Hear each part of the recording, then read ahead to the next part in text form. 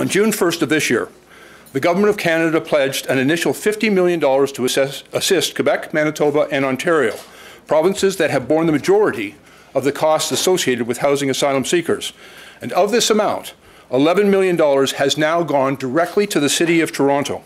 And indeed, I'm happy to note that our government has signed a memorandum of understanding that has allowed us to directly provide Toronto with these funds to help offset the costs associated to the recent influx of asylum seekers.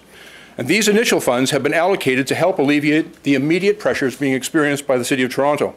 And in consultation with our partners, we continue to work towards longer-term solutions which could potentially include further financial support for temporary housing.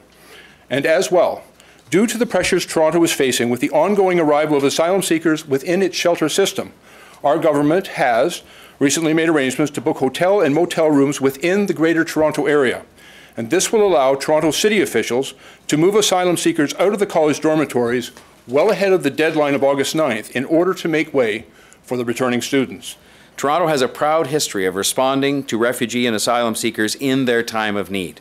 We also have a process to ultimately determine their status. We do so because these are real people.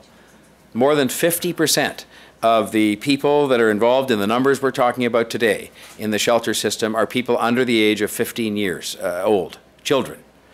These are people seeking safety. These are mothers and children seeking safety and security for their families, just as many families from around the world have done before them.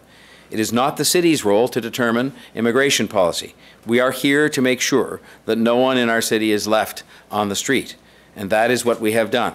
The triage system is going to allow us to sit down with municipalities. Ideally, the province would be included in this discussion, and we really hope that they will be.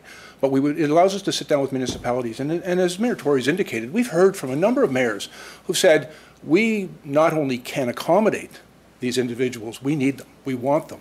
And frankly, if we look back in the history of this country, and we reflect upon the enormous contribution that previous waves of refugee and asylum seekers have had on this country, on this city and on this province and on this country, and the contribution that those communities have made, the Vietnamese, the Tamils, the Hungarians, the Somalis, and you know, they became an important part of the fabric of this country, and mayors know this, and they want these individuals to come. Now, having said that, they are still subject to due process and a determination as to their eligibility for asylum.